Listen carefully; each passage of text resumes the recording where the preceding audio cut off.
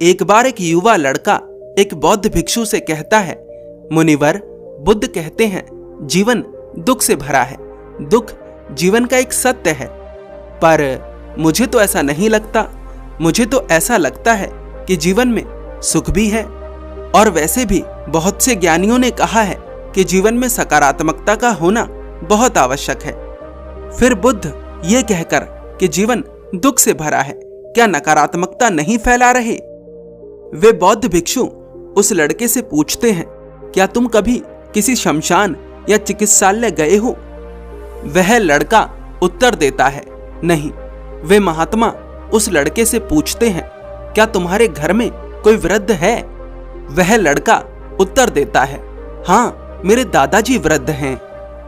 वे बौद्ध भिक्षु उस लड़के से कहते हैं, ठीक है, कल तुम किसी चिकित्सालय जाना और वहां जाकर किसी रोगी से ये 3 प्रश्न पूछना।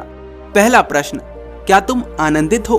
दूसरा प्रश्न, तुम्हारा आनंद कहां और कैसे चला गया?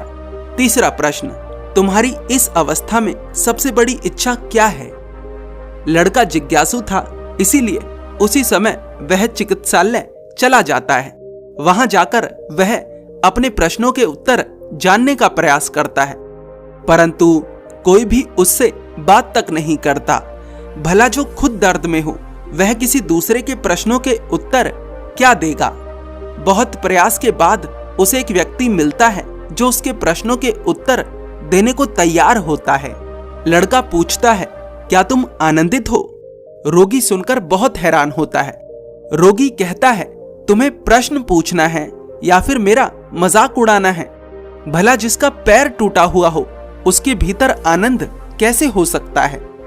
लड़का कहता है, मुझे क्षमा करें भंते, मैं दूसरा प्रश्न पूछता हूं, आपका आनंद कहां और कैसे चला गया? रोगी कहता है, मेरा आनंद मुझसे दूर चला गया है और उसका कारण मैं ही हूं।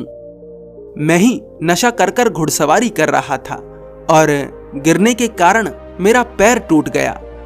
वह लड़का पूछता है, इस अवस्था में आपकी सबसे बड़ी इच्छा क्या है? रोगी कहता है, इस अवस्था में मेरी सबसे बड़ी इच्छा है स्वास्थ्य। लड़का दौड़कर उन महात्मा के पास जाता है और कहता है, मैंने तीनों प्रश्नों के उत्तर जान लिए हैं। वे महात्मा कहते हैं, बताओ। लड़का कहता है, पहले प्रश्न का उत्तर है, एक रोगी के जीवन में आनंद नहीं हो सकता।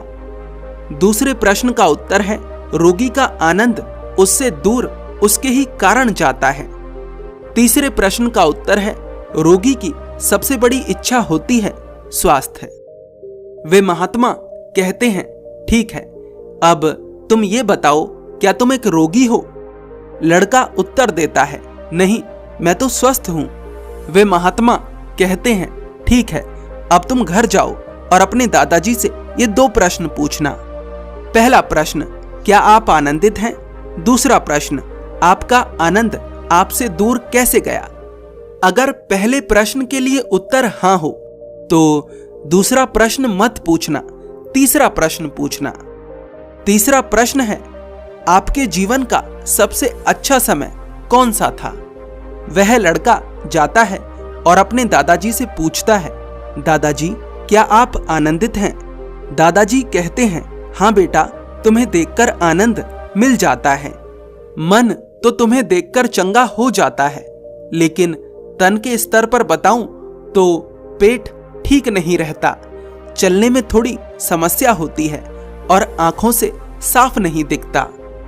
लड़का कहता है, अर्थात आप आनंदित नहीं हैं। दादाजी कहते हैं, बेटा, बुढ़ापे के शरीर में आनंद कहां से आएगा? बुढ़ापा एक ऐसी अवस्था है जो आनंद खो देती है। लड़का पूछता है, दादाजी, आपके जीवन का सबसे अच्छा समय कौन सा था? दादाजी उत्तर देते हैं, जवानी। जिस उम्र में तुम हो वही अवस्था सबसे अच्छी थी।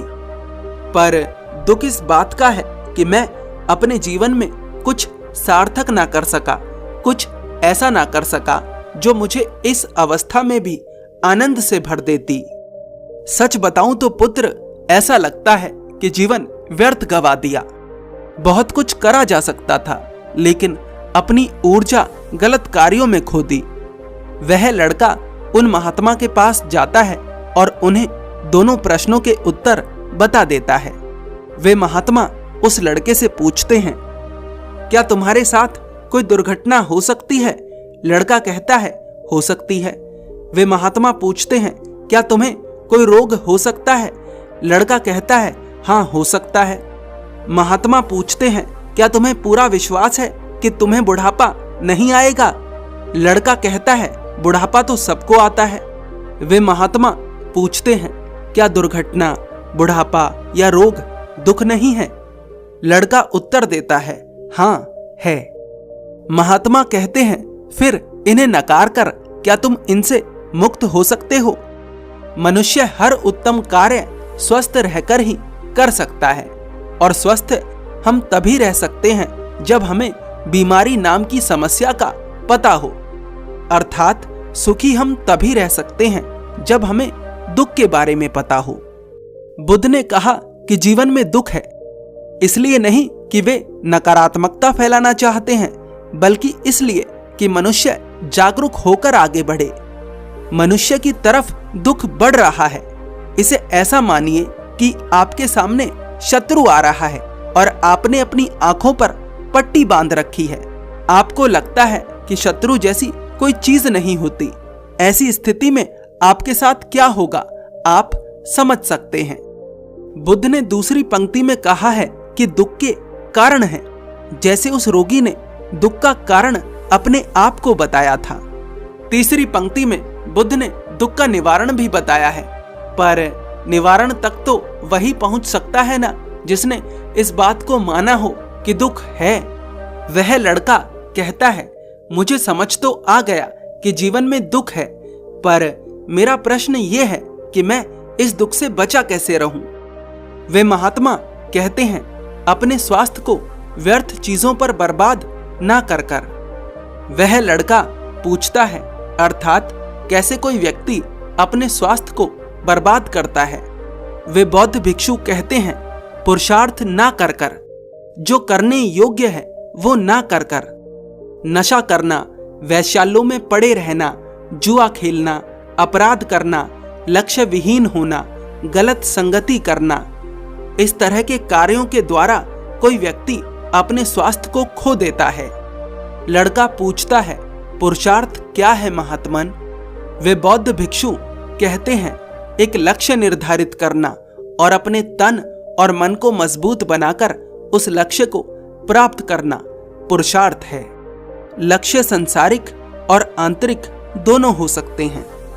जो व्यक्ति पुरुषार्थ करता है उसका भाग्य भी उसका साथ देता है। इस कहानी से आप क्या सीखते हैं, हमें जरूर बताएं। धन्यवाद।